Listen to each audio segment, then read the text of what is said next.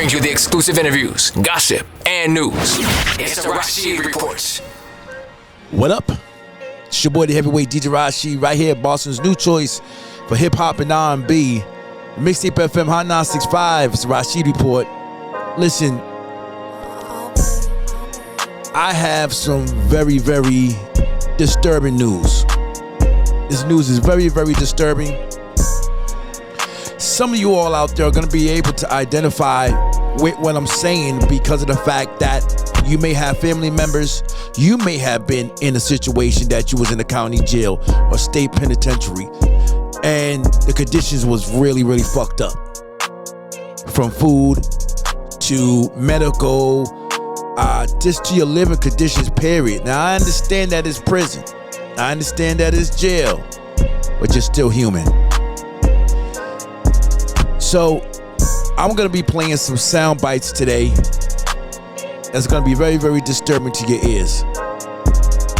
From Fulton County in Georgia, a jail, prison, that a man was eaten alive by bed bugs, insects. And when we come back, we're going to have some very important people on the call today that's going to weigh in on this. So I want you all to sit back and take a listen to what you're about to hear.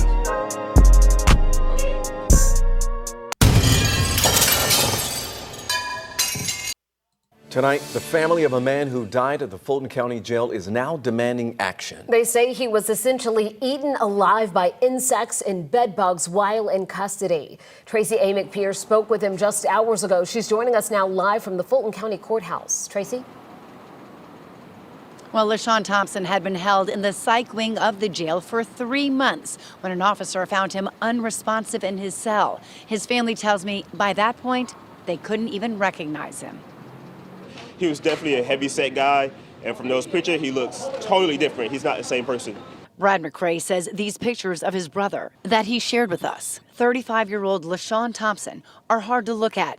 His cell at the Fulton County Jail covered in filth, and his body covered in sores and bites from bed bugs and lice. It looked like he wasn't eating in jail, or malnutrition, or maybe the bed bugs did it. The Fulton County Medical Examiner report lists his cause of death as undetermined, but noted a severe bed bug infestation. The family says Thompson was brought to the jail on a misdemeanor simple battery charge in June and was put in the psych wing because the jail was aware of his schizophrenia. They are now demanding the jail be closed and law enforcement open a criminal investigation. So we need a change in the system. The Fulton County Sheriff's Office told 11 Alive its Office of Professional Standards is investigating Thompson's death and will determine if criminal charges are warranted. The agency wouldn't speak to us on camera today, but said in a statement it spent $500,000 to address an infestation of bedbugs, lice, and other vermin after Thompson's death, and updated security rounds to include addressing sanitary conditions. Now, the family's attorney tells me they're doing their own investigation to determine if the bug bites caused the infection that killed Thompson. They say if they get that proof, they intend to sue. People, this is devastating. What you just heard is devastating. Right now, I'm about to bring Johanna Hampton, who's running in the Worcester County District, on the air. Johanna. Hello. Hi. What's happening? Did you get a chance to hear that soundbite? I did, and I'm totally disgusted by what I heard. I know there's situations out there. We have talked about these type of things before, about conditions in the prison systems, the county jails. They have inmates all the time that are writing complaints, putting in grievings about the way the service, the food service, the conditions on the way medical is, the way the guards are treating you, the administration period across the board. Now, in these systems, they started doing this count system where the inmates have to get up and be accounted for now because of an incident that of another inmate who was ended up found dead at one time. So now they make you get up and they do this count, right? What I don't understand is they're saying that this young man was in the medical facility part, you know what I'm saying? We know he had mental health issues, whatever. You guys wasn't able to see the visuals that I was seeing on this side. And the conditions, I mean, were, oh my God, they was just devastating, sickening. I mean, I can't see how someone could live in that. And why would the guards allow that? Like, why would you, if you're doing the rounds and you're feeding these people, like, how the hell did this happen like this? Because there's another part of this story where they found bed bugs inside this man's ears and his earlobes, in his ear, everything. Johanna, how do you feel? How would you react to this? I would definitely, as a person who lives in the United States, really want to delve into and get into deep, kind of breaking down our system, right? Our correctional system here in the United States. There's supposed to be institutions built on corrections, and they're not correctional institutions. They're torture chambers, really. Right. Being that people who are in the prison system are treated as sub-bar and stripped away from their constitutional rights as prisoners because, the 13th Amendment still stands. And, as that states in the Constitution and the 13th Amendment, once you go to prison, you're basically put back into slavery. Okay? And they take that and they run with it. So we have to dismantle that. We have to rewrite the Constitution to fit current times. And unfortunately, no one has taken the initiative to do so at this time. There are plenty of petitions for this to happen, but it continues to fall on deaf ears. Right. So what I urge people to do is to reach out to the prison reform organizations that you have in your areas, wherever you may live, and get heavily involved. Because this shouldn't be happening. They're going to have to. Yeah, people shouldn't go to a jail or prison for a bad deed or whatever. Most people who are in prison are probably innocent. Okay.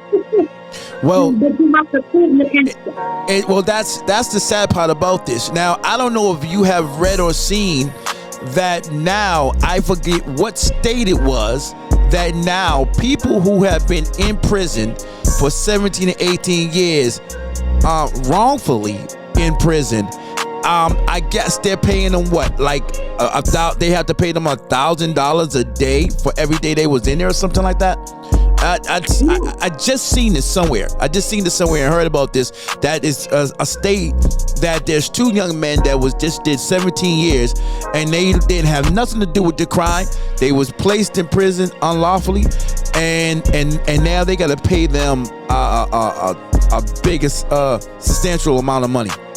Yeah, and as we see in American culture, we see it on Netflix all the time, the certain special, right. The Sean Ellis special, where he was exonerated and he fought for that. We see it across the board. A lot of the times it affects our Black and Brown communities the most. Exactly. But no one is untouched, right? We just happen to have the majority of Black and Brown folks that are incarcerated. You're right.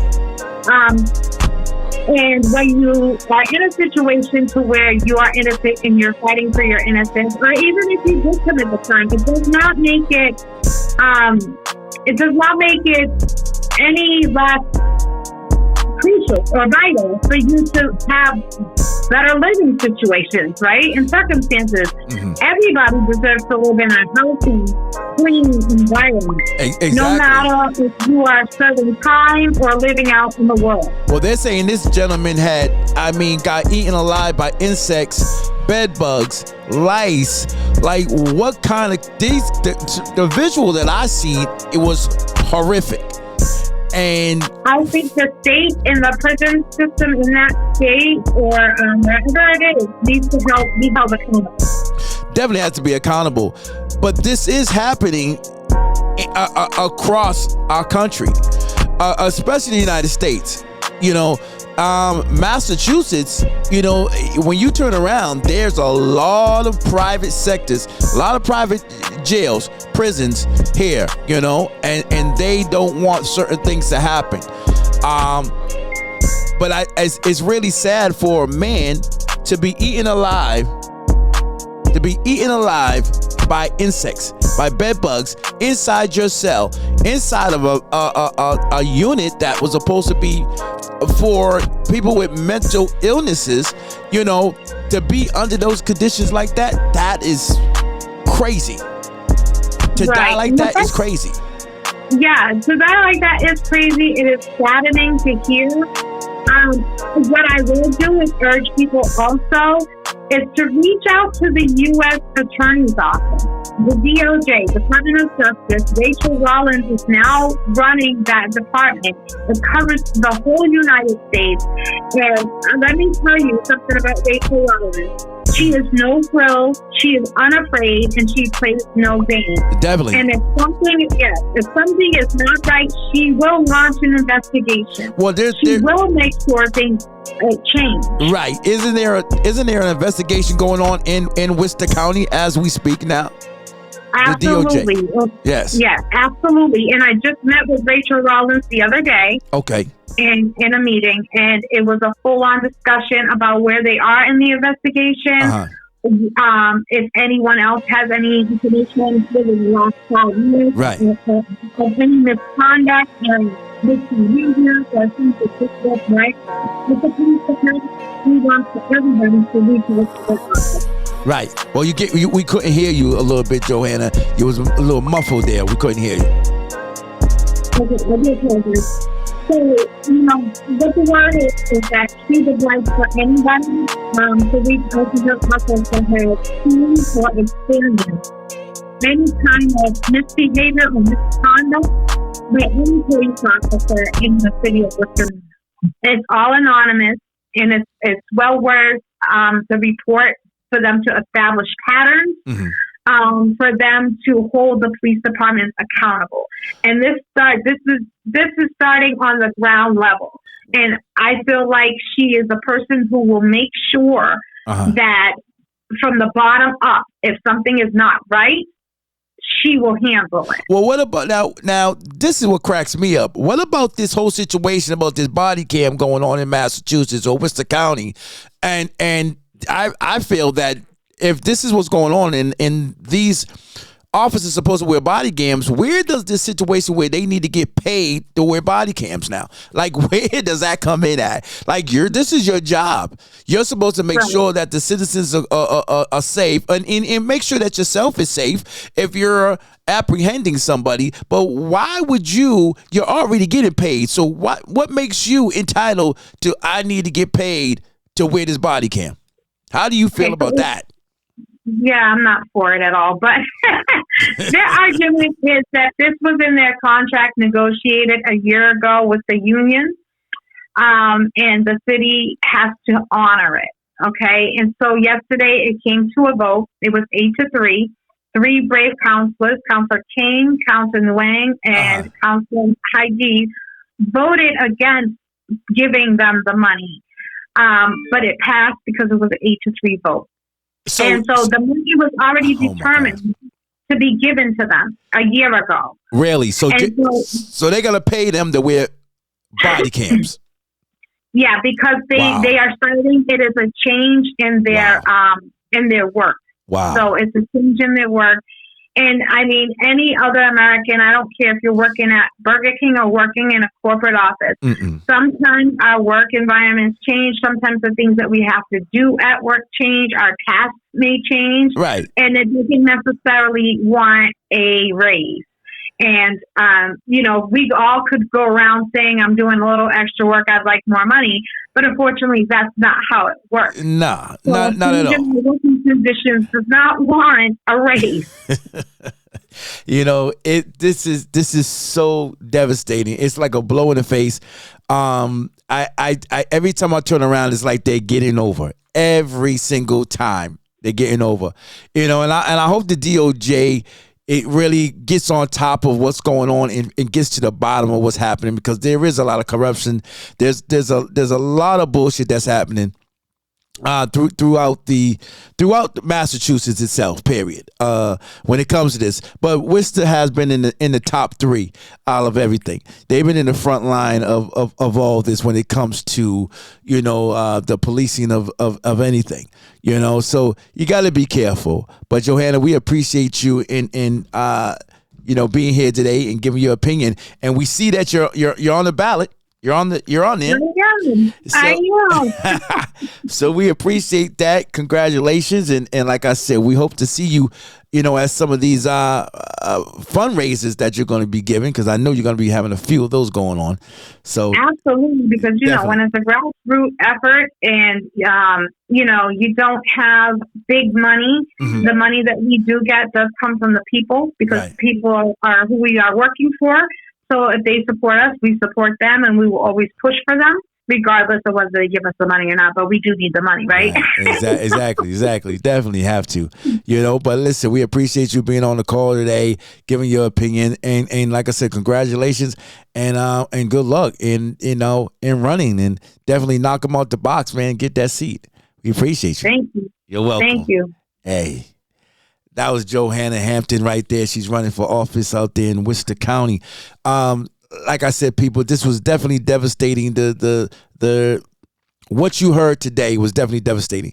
What we played, the sound bites that you heard today, it's just ridiculous, man. I just, like I said, prayers go out to his family that's out there. I hope anyone who's hearing this and listening to this today, we can make some type of change across the board with this. It's your boy, the heavyweight DJ Rasheed, right here. Boston's new choice for hip hop and R&B is Rasheed Report. He brings you the exclusive interviews, gossip, and news. It's the Rasheed Report.